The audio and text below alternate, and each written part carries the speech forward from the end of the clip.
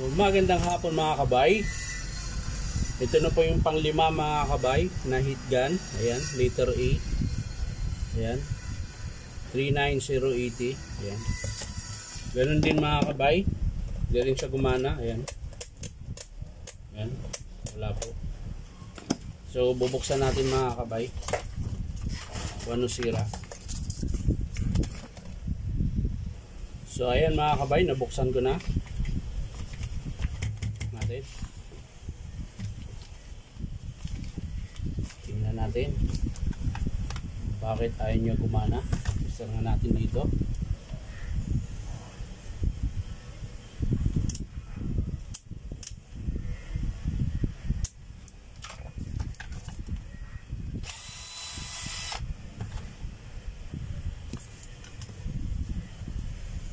Ayan mga kabay,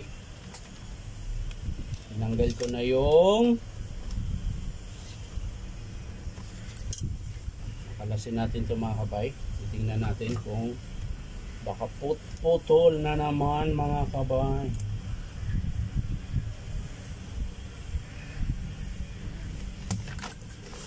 Ito mga kabay, tingnan natin. Ayun mga kabay, putol din. Kabila, ganun din, sabay pa sila mga kabay. Yan.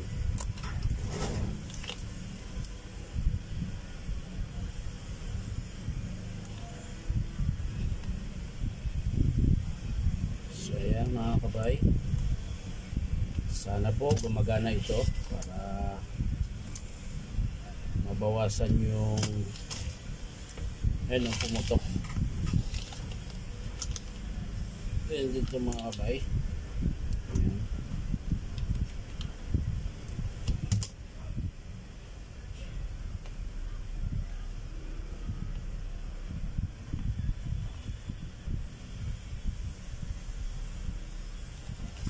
Tapos kakabit natin mga kabay. Luwagan muna natin para hindi mahirapan pumasok.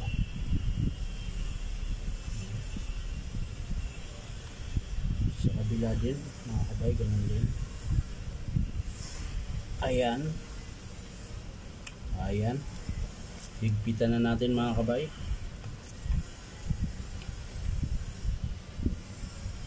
Ayan.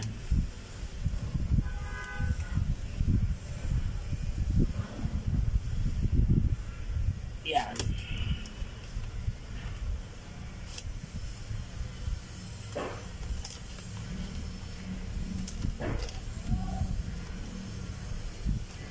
Babalik natin yung cord clamp mga kabay.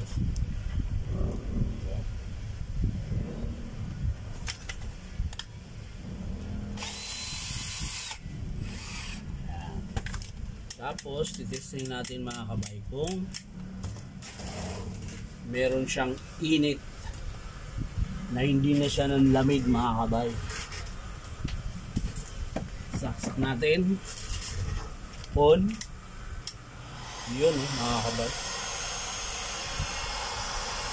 meron. Ayun, pupul natin mga kabay. Ayun mga kabay, umupula. So i-off natin mga kabay yung sa init niya, kung gumagana yung PCB niya. Yun, nawala mga kabay. So ibig sabihin okay yung PCB board. Pag in-off mo yun mga kabay, ito yung sa variable niya, heating, ayan, ibig sabihin buo yung PCB board. Ayan, buo yun na. So yan lang po ang sira mga kabay, yung cord. So ngayon mga kabay, taktak natin, tapos isasara natin. Bunutin muna mga kabay, baka makuhuli tayo. So sa mga may heat gun dyan mga kabay, lalong lalo na sa mga mineral, yung nagtitinda ng mineral, ayan, lagi silang may ganito kasi ito yung ginagamit pang seal doon sa takip o kaya sa gripo. Pag di gumana yung heat gun nyo mga kabay, check nyo lang to. Ito yung cord, sasaksak nyo, tapos galaw-galawin nyo. Ayan. Puputok naman yung mga kabay pag nagdikit. Ayan. Yan lang po gagawin nyo. Buksan nyo, tingnan. Kung hindi talaga gagana mga kabay, dalhin nyo na sa pagawaan para sigurado. So yan mga kabay, babalik natin yung takip. Tak muna natin. Baka may naiwan. Yan, wala.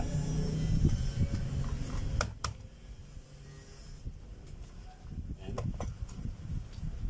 Kailangan sakto-sakto mga kabay. Pag ganyan may sumasabit, ayun, yung tornilyo sumasabit.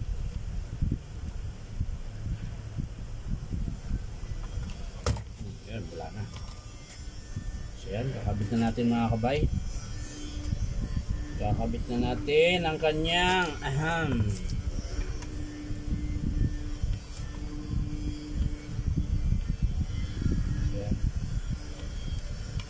Huwag kayo matakot mga kabay magbukas.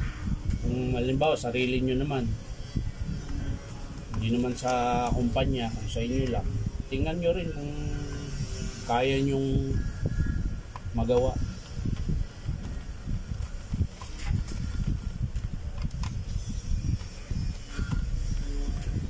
Basta pag binuksan nyo mga kabay yung unit nyo, tatandaan nyo po kung paano nilagay, lalo na yung mga wiring mga kabay, para hindi siya magkabaliktad.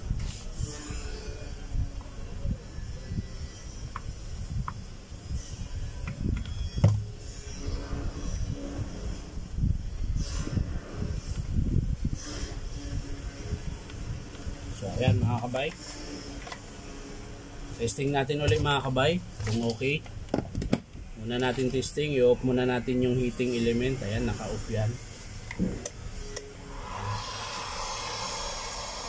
Ayan mga kabay, gumagana. So wala siyang init. So i-on natin mga kabay yung init.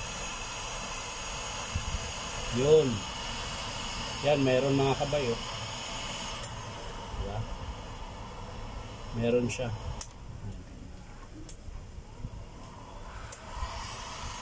So off natin mga kabay. Yes.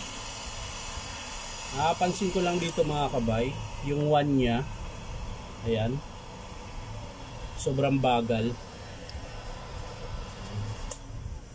So yan lang mga kabay, maraming salamat sa panunood at like and share na rin po. Bye bye.